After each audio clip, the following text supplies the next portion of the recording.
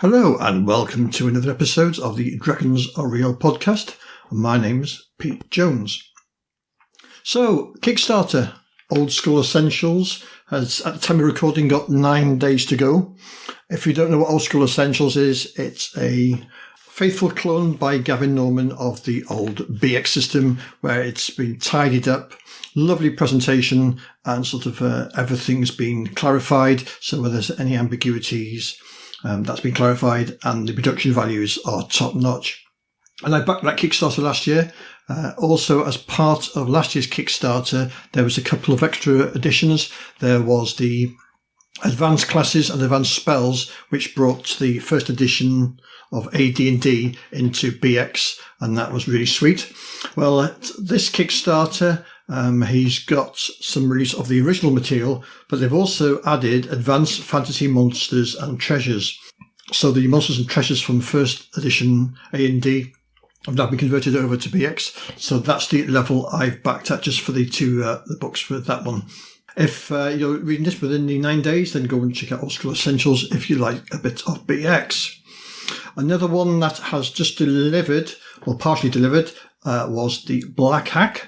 The Black Hack has released the PDF of the classic monsters, and the classic monsters from D&D have been converted over to the Black Hack. So we got the PDF last week. I've not actually been through it in any detail yet, and the book's currently in print. So if you like the Black Hack, then the classic monsters might just be up your street. And the only other Kickstarter I was going to talk about today is the Hellboy RPG. And initially when I saw Hellboy, I thought, oh yeah, that sounds juicy, but it's for 5e. Now, is 5e a good fit for Hellboy? Not sure it is. Your mileage may vary.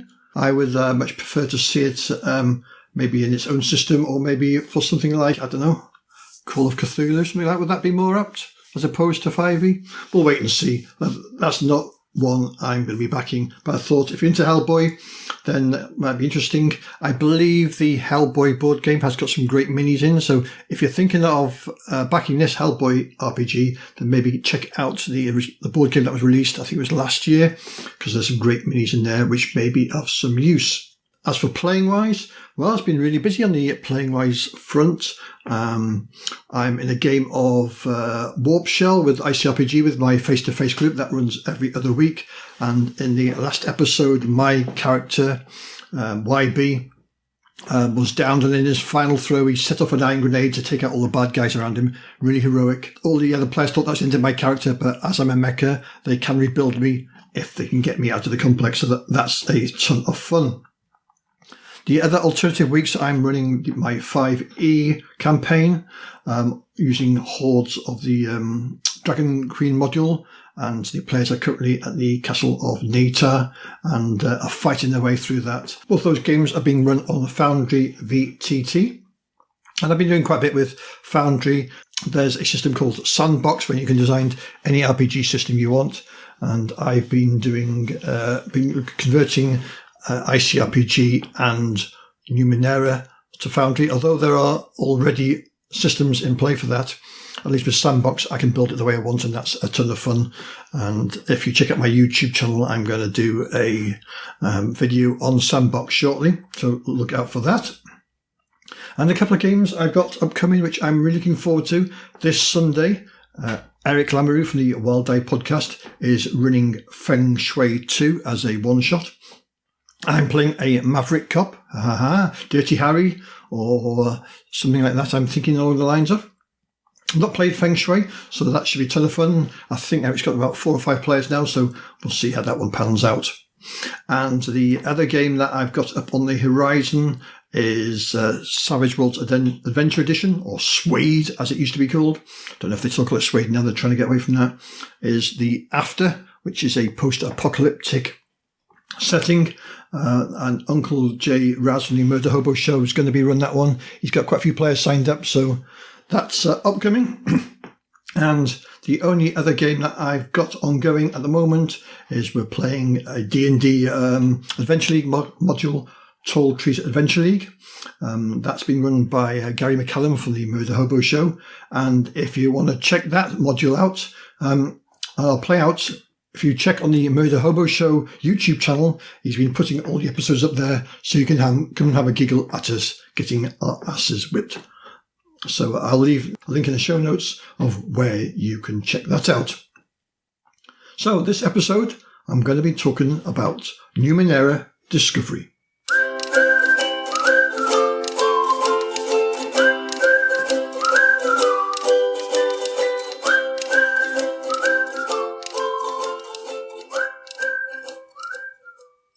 So, what is Numenera?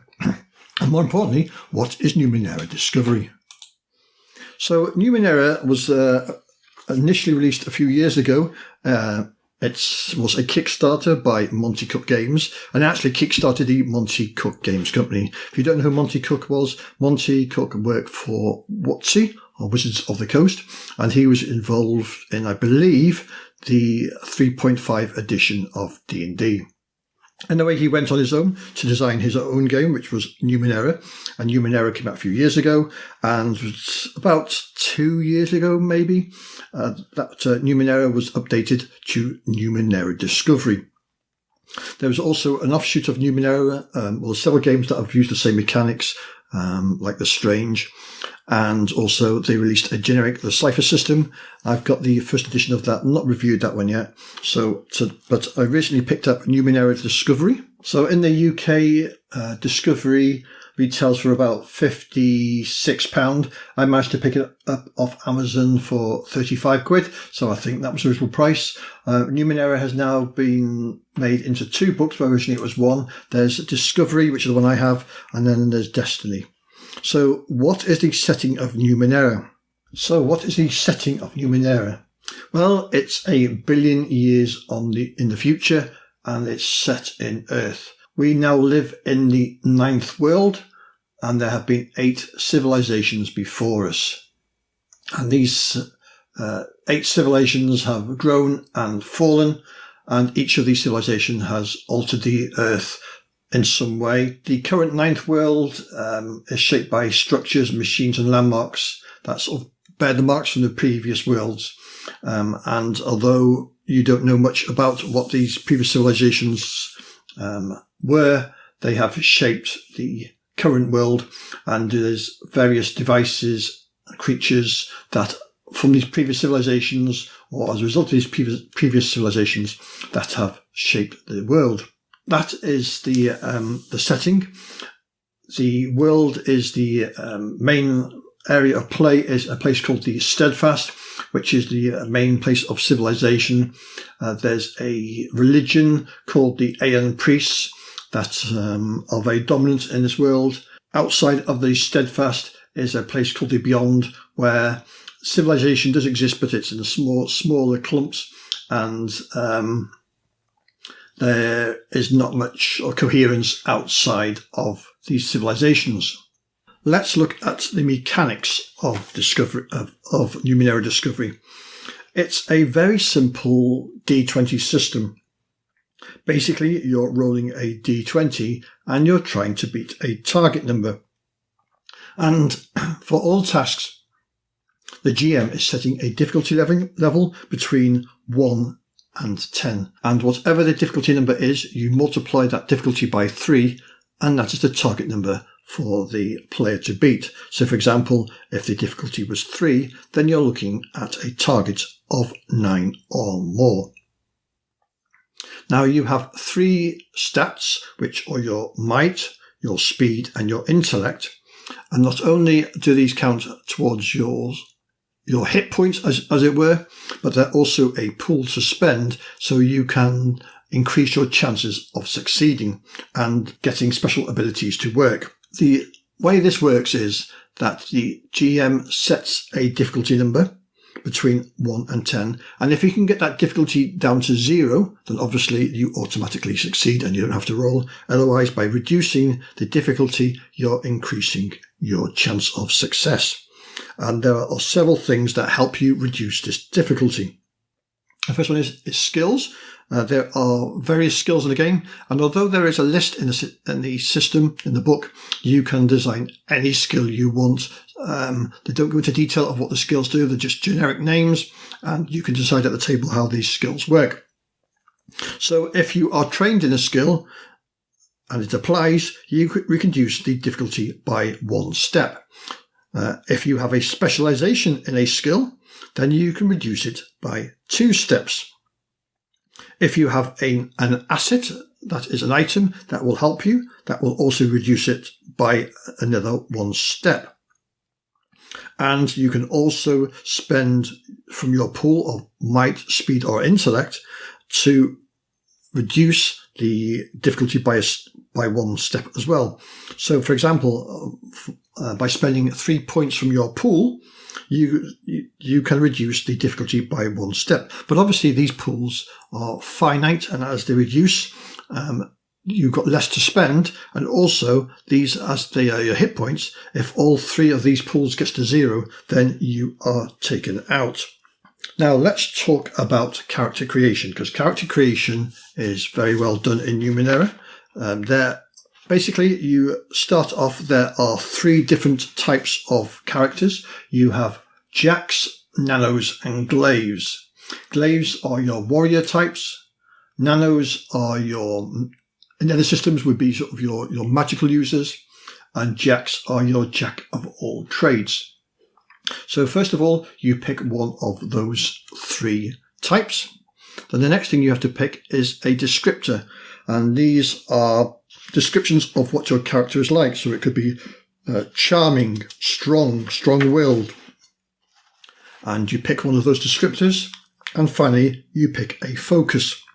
And focus are like special abilities. Now, depending on what class you picked and what descriptor you pick and what focus you pick, then these alter your stat pools, give you special abilities, allow you to use certain weapons. Now, in Numenera, the players are going to be doing all the roles. When they attack, they would, just as a task has a difficulty number, all NPCs and monsters have a difficulty number or a level. And basically, you set the level of the monster, and that is the target number for the players to beat, to hit. Just as with tasks, they can bring this difficulty down by spending points and using special skills to make the task easier. All weapons do a fixed amount of damage. So if you have a light weapon, it causes 2 damage, a medium weapon causes 4 damage, and a heavy weapon causes 6 damage. So there's no other rolls there. This can be modified with abilities and spending points from your pools. And also, when you're rolling your attack roll, if you roll a natural 17, you add +1 damage. A natural 18 is +2 damage. A 19 is +3 damage. And a natural 20 adds +4 damage. In normal task rolls, if you roll a 19 or 20, it also counts as a 19 is some minor effect to what you're doing, and 20 is a major effect. If you roll a 1, though, on your roll, a natural 1, then if you're in combat, you suffer 2 damage from the monster or the creature you're fighting, or you faced a GM intrusion. And GM intrusions also apply to tasks. So if you roll a natural 1 when you do any task, the GM can give you an intrusion. And if you think, if you're familiar with Powered by the Apocalypse, then they're a bit similar to the moves that a GM makes, where the GM gets to decide some fact against that has happened by rolling a natural 1. Also, at any time in the game, the GM can offer an intrusion by offering you XP. The GM will ask the player that he's going to impose an intrusion against them, so some change in the situation, and offers the player an XP, or offers them 2 XP for accepting the intrusion, of which the player will get 1 XP, and he gives 1 other experience point to one of the other players of his choice. If he refuses to accept the intrusion, then he has to pay the experience point to the GM to refuse the intrusion. And obviously, if you've got no XP, then you've got no choice. You have to accept the intrusion. And this economy of XP works really well from the reading I've done of Numenera, because not only are your XP, do you get them for spending to stop intrusions, but you also use them for improvements as well. So again, it is a nice balance. So there's a lot of resource management in this game. You're managing your resources for your 3 pools, spending them and taking damage. You're also doing the same with the experience points. So how does attacks by NPCs work against the players? Well, again, it is by the level, but instead of the GM rolling, it is the player rolling. The player rolls to defend. So what you'll suddenly notice is that there are no GM rolls in this game. It's all player-facing rolls. The players make all the rolls. So that level 4 creature or NPC that you attacked when it's their turn, you are defending against a level 4 attack. In the lists of the NPCs, then there might be special abilities that alter that number. And what I like about the lists of the creatures is that each one of them is given a motive of why they do what they do, the environment they live in, how many health points they've got. They don't have pools like the players do. They have a fixed number of health, how much damage they inflict when they attack, any modifications that apply, because normally it's 3 times your level, but it may be that, for example, that this creature defends better or attacks better. So instead of attacking at a level 3 or a level 4, they attack at a higher or lower level. They list the combat and how the creature acts in combat, any interactions that they have, any use that the creature may be, or the NPC may be, and if they got any loot when they're defeated. So what I've found with Numenera is it's giving the GM a lot more time to think on running the game, as they're not thinking about rolling. All they're doing is setting a level, and they're crafting the game for the players, and then the players are doing all of the rolling. All of the NPCs and creatures in the book are quite unique. This isn't your standard fantasy. You've got really weird and wonderful creatures here with some great drawings of them. And they've really thought hard about the type of creatures they've got.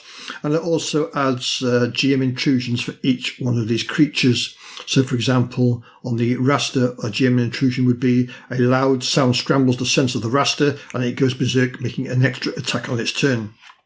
Numenera Discovery also adds player intrusions as well, and when you make your characters, it gives you some example of intrusions that the player can choose. If you're wearing any armor, this reduces the damage that you or the enemy accepts. Let's talk about Numenera, or the magic system, which I've sort of danced around, but this is the core of the system. There are 3 things that are found in the world. There are ciphers, artifacts, and oddities, and collectively these are known as the Numenera. Ciphers are very powerful objects which have one use, and one use only, but they are very powerful, and they are like a magic stroke special ability system. They have a level that's similar to everything else in the game, which is the difficulty for making them work, and it's also the difficulty for finding out what they do. So you might have you find a new cipher, and before you can use it, you've got to try and work out what it does, or you can use it without knowing what it does and hope for the best. And there's a number of ciphers in the book to choose from. Next off, we have the artifacts. Artifacts aren't as powerful as ciphers, and they have multiple uses, although each time you use them, you do roll to see if they deplete. So there's some randomness there of whether these artifacts will still work on the next turn or not. And finally, you have oddities. Oddities are strange objects which are not overly powerful, and they might not even be useful, or that useful, but they're just strange quirks. So it might be a small globe that only glows near water, for example. So it's something that may be useful, but it's a bit strange. Now, what I do also like about Numenera, it's got a great GM section on how to run the games, and I think that this GM section is good for any GMs of any system, really, because it gives you ideas on building a story and realising the surroundings for your players. And it's the way it's written, it's actually written by the author to the GM personally, as opposed to being generic. It's sort of addressing the GM straight to the face, saying, this is how you do this, I want you to do this.